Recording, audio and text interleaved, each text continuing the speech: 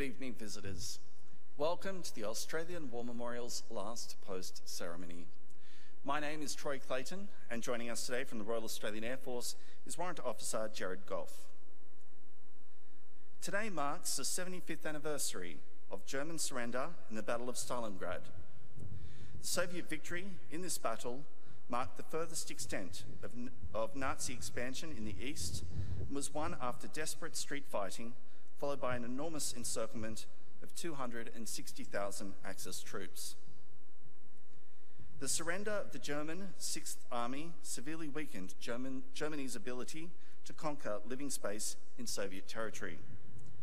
After Stalingrad, the Allies were able to gradually push German forces back to Berlin, the Soviets from the east, and after June 1944, the Western Allies from the west.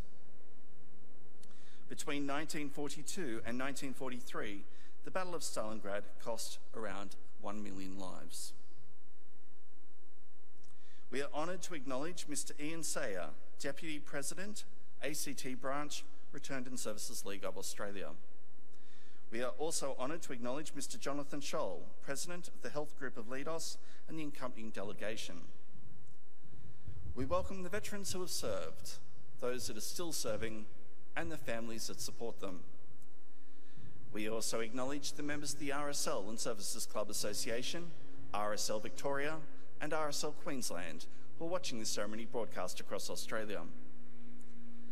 During the ceremony, wreaths will be laid at the base of the Pool of Reflection by visitors to the memorial. Please stand and join in singing the National Anthem.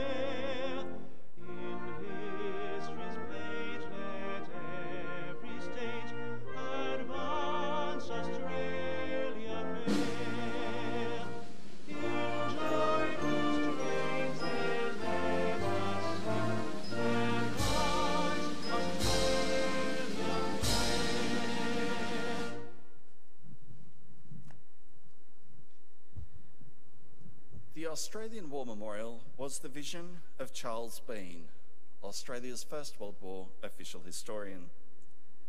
Bean landed with the Australian troops on Gallipoli and stayed with them at the front through to the end of the war. The idea of this national memorial and museum came to him at Pozières, France, in the depths of the bloody fighting of 1916. Bean's idea was that this would be a place where families and friends could mourn their loved ones buried in faraway places. It would also be a place that could help all Australians understand what these men and women had endured and what they had done for us. Bean's vision, to which we remain true, is best expressed as inscribed in the entrance to the memorial's galleries. Here is their spirit, in the heart of the land they loved, and here we guard the record which they themselves made. Tonight, we will read the story behind just one of those on the Roll of Honour, which lists the names of more than 102,000 men and women who have given their lives for us in war and operations for more than a century. But first we present a lament, Flowers of the Forest. Wreaths or floral tributes will now be laid at the base of the Pool of Reflection.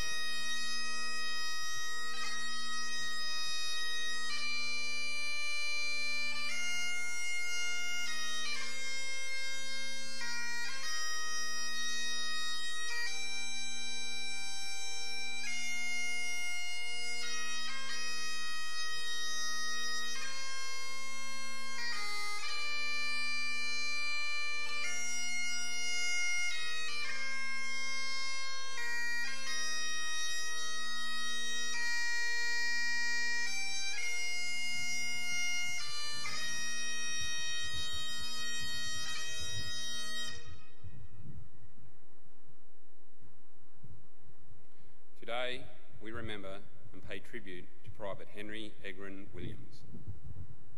Henry Williams was born in 1897 in Collingwood, Victoria, to William and Mary Ann Williams. He grew up and attended Vere Street State School.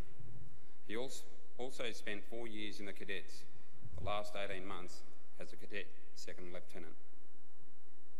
After leaving school, Williams went to work as a print engraver in the Victorian Government's Treasury Printing Office. Williams enlisted in the Australian Imperial Force on the 17th of January 1916. As he was just 18 years old, he obtained the consent of his parents to enlist.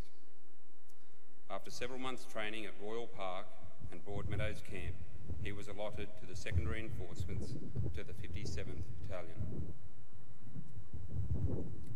Williams embarked from Melbourne on the 4th of April 1916 aboard the transport ship Euripides, bound for Egypt.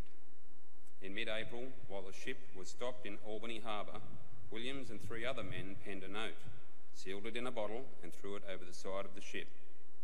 Part of the note read, "Dear friend, would you, the finder of this message, be so kind as to write and let our people know that you found it, and say that we are having a grand time and in the best of health and on our way to Egypt. By doing so, friend, we should be very grateful and only too pleased to hear from you, saying you have found it. Also, we may have the pleasure of thanking you again." All 4 men signed their names on the second page, adding their service numbers, battalions, and the addresses of their families in Victoria. Arriving in Egypt in May, Williams was transferred to the 60th Battalion. After a month of training, the battalion embarked from Alexandria for France, arriving at Marseille at the end of June 1916. After proceeding by train to Steinbeck in northern France, the 60th Battalion was committed to an attack against the Sugarloaf salient, a feint to draw German troops away from the Allied offensive on the Somme.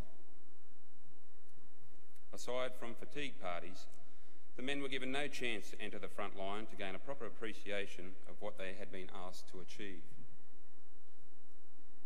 On the 17th of July, with the attack postponed due to unfavourable weather, Williams wrote to his family, "Dear Mother, the time is near at hand for a great offensive, and should I fall, I will be proud to know that I did so in the cause of righteousness and justice, a death which is honourable both in the sight of God and mankind. This is a great blow to you, but cheer up, for I am sure it is only a short time till we meet again in the new land. Owen, give every assistance to Mother as a last request. Give my best brotherly wishes to Florrie and Beda. Dad, I have kept your wishes, neither smoked nor taken liquor. Give my regards to all the boys and girls. So goodbye for a short time. I remain your faithful son, Henry. God bless you till we meet again." The 60th Battalion entered the front line during the morning of the 19th of July, and the attack began at 6 p.m. that evening. From the outset, the attack was an unmitigated disaster. The battalion suffered 757 casualties and virtually ceased to exist. Williams received severe shrapnel wounds to his left thigh and leg and was evacuated to England, where he was admitted to Chelmsford Red Cross Hospital. Despite operations to repair the damage to his leg, Williams remained on the dangerously ill list. On the 16th of August, his wounds began to hemorrhage, but the bleeding was brought under control. 2 days later, his wounds hemorrhaged again. This time there was nothing that could be done. According to a report obtained by Miss Vera Deacon, Williams was conscious and uncomplaining till near the end.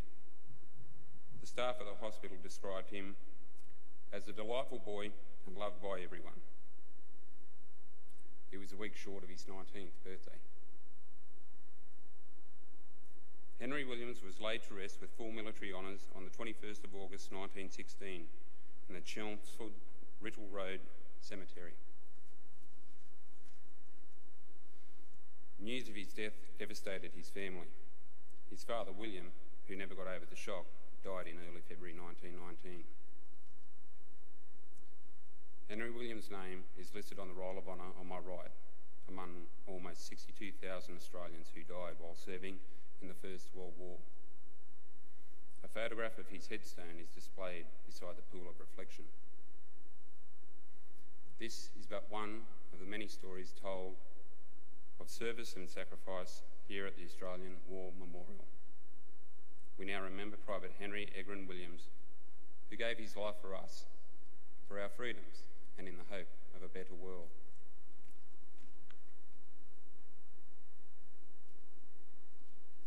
Please stand for the reading of the ode and the sounding of the last post.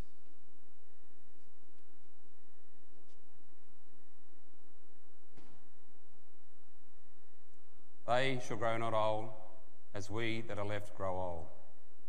Age shall not weary them, nor the years condemn. At the going down of the sun, and in the morning, we will remember them.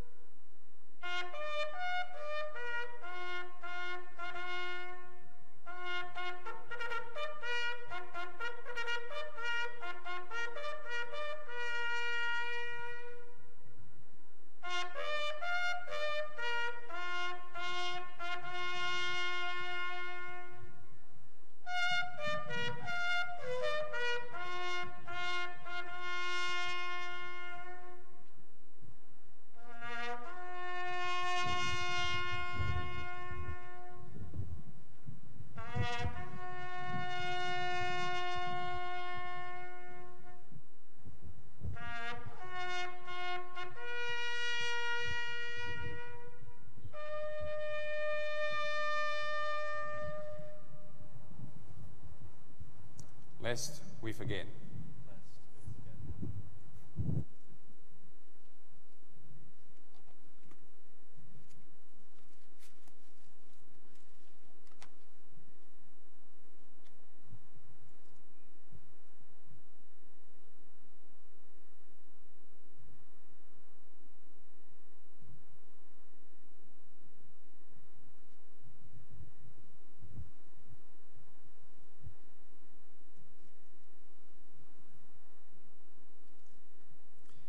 We leave you this evening with the words of the memorial's founder, Charles Bean.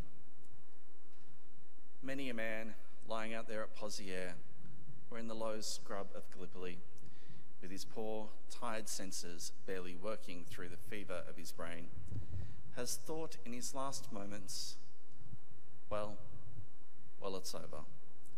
But in Australia, they will be proud of this. Ladies and gentlemen, girls and boys, that concludes the last post ceremony. We'd like to thank you for visiting the Australian War Memorial and wish you all a very good evening. Thank you.